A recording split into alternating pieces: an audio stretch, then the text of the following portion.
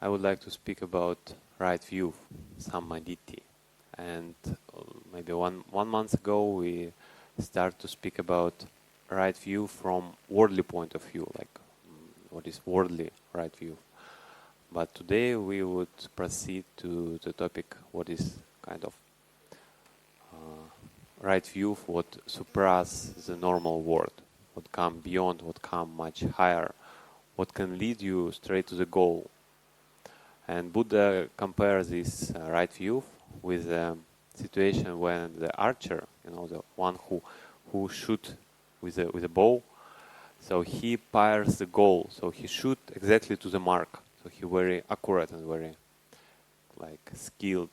So in the same way, the monk or the practitioner who have the right view, he can achieve straight to the goal. He can hit the point. So what is this right view? Yeah, there is a kaccānagotta sutta in Samyutta Nikaya. So it speaks about exactly this. And the Venerable Kaccānagotta, he came to the Buddha and asked, Bhante, what is this right view? Samadhi. I hear it a lot, but what is this exactly? And he said, okay, please have a seat. We will speak. So the first question. And he said that this world in general, like people, all population of this world in general, they kind of depend in two things: existence or not existence. Like when something exists, we believe that okay, this exists, or when something not exists, we also believe that it not exist. So what it means? It's like one thing to interpret it can be the eternalism view. When people believe that there is a soul and there is some self what would last forever and ever. I die and I will be reborn, and it's endless process, and no any liberation exists. It just always would happen. So it's kind of idea of eternalism. On the countryside, idea of nihilism, like nihilism. So it's kind of idea when people believe that with the death of this body, everything ends. Like nothing lasts longer than this body. So it's one thing. Another thing in what are existence and not existence. In our experience, we tend to think about things that they exist. Even because we know from scientific point of view, any matter, any kind of cup or whatever, it's actually a lot of many particles, and it's a changing process. It's a process actually. We cannot see it without special microscope or something like this, but scientists prove it that it's just a process. Process always happening, always changing. But we tend to call it okay. The cup exists. This is a cup, and this is constant and never changing. Same way with the people, for example. When I see someone sit and listen Dhamma, I may think, okay, this is very respectful person, very care about Dhamma. But then next time this person don't come to any Dhamma talk, and I kind of come to another conclusion. Or someone don't wake up early, and we may think, oh, this lazy person cannot. So we kind of tend to put a label on the people as they are permanent and not changing. But actually they're a process, yeah? Today it's like this, tomorrow it's like that. Yeah, people have a tendency, but in general, people always changing. And to put a label, okay, this person exists as my always friend, he would always help me. Then sooner or later you would suffer, yeah, because this friend also have a family maybe, and he would choose help family in that exact situation. So things are changing. And so, but then Buddha continue, if a person see samudaya loka, the arising of the world, the arising of experience, when he see it, for him the idea of non-existence cannot be. So the meaning to say that if I see any experience how it arises, yeah, I see this seeing process. I see how, before I didn't see, I closed my eyes, yeah, I open my eyes and I see arising of the process. I cannot say that the process of seeing does not exist, yeah, because I saw the arising of this process. Something what has been arisen cannot not exist. And on the countryside, someone who sees the cessation, if I clearly notice, I see. And now I not see, and I notice this moment of cessation of experience. I cannot say that the experience of seeing exists. So if I see appearance of any experience, I cannot say that it's not exist, yeah, because it appeared. Or if I see cessation of experience, I cannot say that it's exists because it cease actually. So what does that mean? Yeah. So because we kind of tend to take, as I said, like think as a noun, things as a object, but they're process. So here Buddha point in another word for the idea of impermanent, of arising and passing away of any experience. Since we can notice it, arising and passing away of experience, we cannot say that, oh, this is exist, oh, this is not exist. So we cannot say both, all these both things. And existence here can mean, because when we say something exists, we usually meant that it's permanent, it's not changing. So we not imply the idea it exists, but it's like impermanent. It's a little bit. Or idea of a self, like I am this, or this is mine, like, and this is things where we think that okay, this exists and this is kind of permanent and everlasting. So also, like,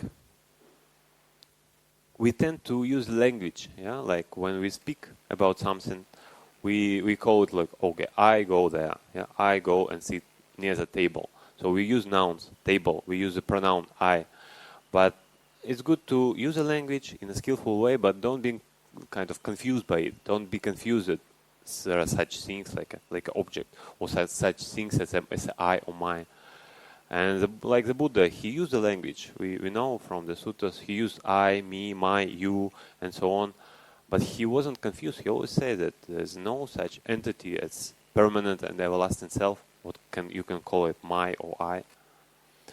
So, and then the Buddha described the process, how people tend to bound themselves with any experience. So it's a kind of gradual process. First, you approach any object, you have some interest. So I look at something and I have some interest. Okay, like it's interesting. Let me approach it. Let me come and investigate it more closer. Then I take it near. So I like this object. I would like to, it's there, yeah, I approach it, I look at this, and now I kind of move it near me. So, okay, it's my object, like, I like it. Then I settle there, I become attached to this object. I become familiar with the idea that this is my object, okay, I'm attached to it. And then lastly, I just bound by it. So this object kind of my prison. And if you would take this object, I would suffer, because I already bound to this object, I already attached to this object. So this kind of gradual process, how even small interest to the object can be actually dangerous, can grow to the strong attachment and bondage. But on the countryside, if the person has this right view, yeah, if he not approach any phenomena, any idea as a self, if he don't take, if I like to cut the attachment, I may cut these things. Yeah, if I attach to this like reader, I may remove it. Yeah, but then I become attached to this device. Then if I remove device, I attach to this cup or whatever. So attachment on the object level, it would be endless. Yeah, the objects like in this existence, they are like countless. We don't even know how many different objects people created, yeah, in this world. But if I cut this on another end, on the side of I, if I cut like I attached to things, if I don't touch the things, if I cut this I, then this attachment would be cut like ideally forever, yeah. Like I would not be attached with things if there is no I. Who would be attached? Yeah, there is no someone who would be attached. So and how for this person, what kind of how he perceives the experience? Of course, we speak about kind of very high attainment, yeah, with probably at least 3 meter or even higher. So he's seen in any things what arise, he's seen only dukkha arise, only dissatisfaction arise, only kind of suffering. And in all things what cease, only again dukkha cease, only dissatisfaction or suffering cease. So he don't tend to again take things as a self or take things as a mind or always beautiful, everlasting, or they bring, okay, I have these things and I will be always happy.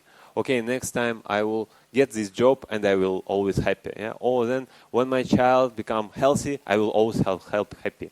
So these things, it's good to do things in the world. Yeah, take care about family, take care about things what you need to take care, but don't kind of cheat yourself that these things bring you ultimate happiness. Like this kind of ultimate happiness, these things is not even exist, yeah, because we tend to be happy about something what has happened, but then some time pass, you think, okay, what next? You know, what I do next? Now I'm kind of this happiness not so juicy anymore. I'm not happy like so much. Like you buy a new house or new car.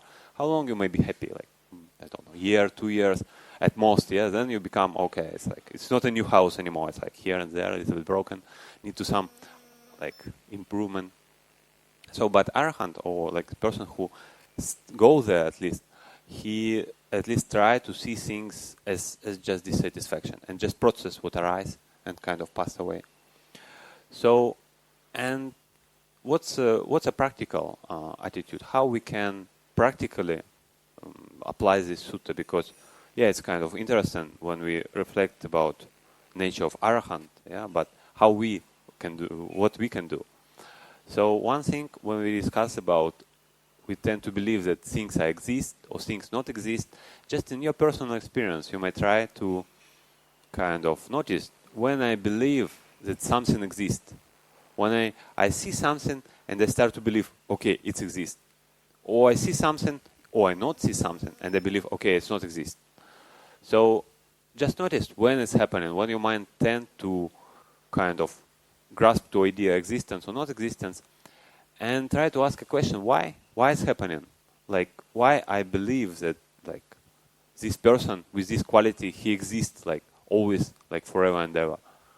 So and kind of seeing this and asking why, kind of if you would come to understanding that okay, just a process, it's not a entity, like some kind of everlasting stable entity, then it may give you some kind of release of any attachment or any like grief or any suffering what may arise when this object change. Yeah, when this object like not so nice anymore for you, then usually we tend to suffer. But if I don't even perceive this object as something always everlasting, like, and have a happy nature, I would not suffer. I would be kind of okay with these things. Sadhu, sadhu, sadhu.